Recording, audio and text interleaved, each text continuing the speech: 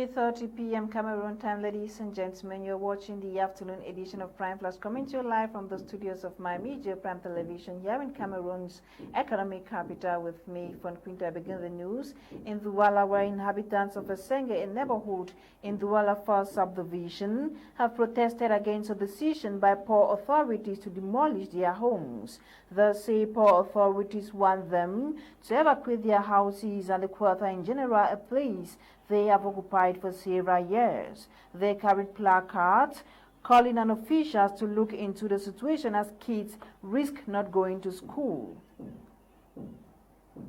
Now, a group of 20 Cameroon's most influential women, led by CPP's Kawala, have written to the United Nations Security Council and International Monetary Fund on the escalating Anglophone crisis and alleged mismanagement of funds to fight against COVID-19.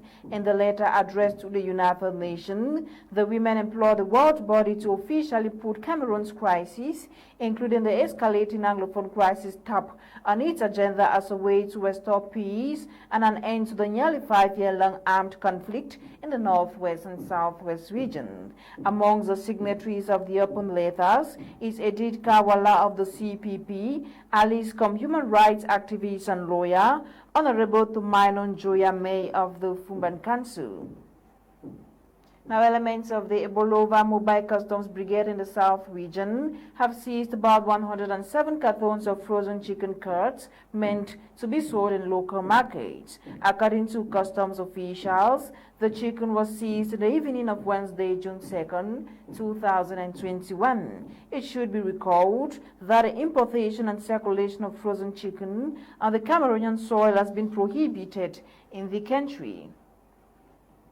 And so, a sports story, Cameroon's indomitable Lions today, June 4, face their counterparts from Nigeria in one of the two friendly matches, scheduled to prepare both teams ahead of eliminating matches of the 2023 World Cup slated for Qatar.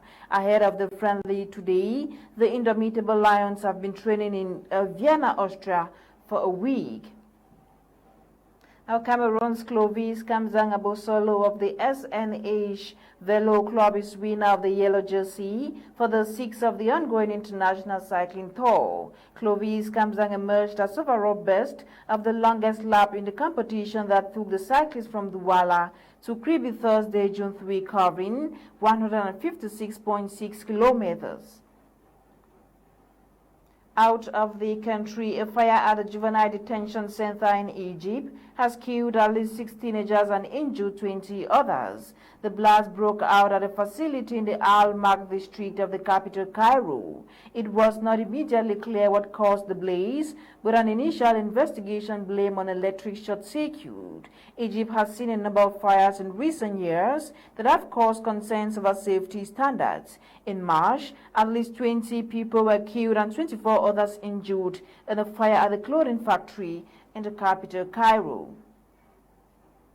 Now, fighters from the Allied Democratic Forces group killed 57 civilians in displacement camps in Eastern Democratic Republic of Congo on May 31, as reported by the United Nations. The UN Human Rights Commission for Refugees said the deadly attacks by the ADF, which was driven out of neighboring Uganda in the late 1990s, had forced some 5,800 people to flee multiple displacement sites in the eastern Ituri province. The United Nations Human Rights Commission for Refugees spokesman said the ADF simultaneously attacked displacement sites and villages near the town of Boga and Chabi, killing 57 civilians, including 7 children, who were shot and attacked with machetes, while 25 people abducted and over 70 shelters and stores were set on fire. Now, there are reports of fresh clashes on the border between Central African Republic and Chad. The clashes come just days after 6 Chadians and 3 Russians were killed in fighting at the border. The United Nations mission to the Central African Republic says the situation remains tense, while Chad is sending more forces to the borders. And France is halting joint military operations with Mali over last week's coup in the West African country.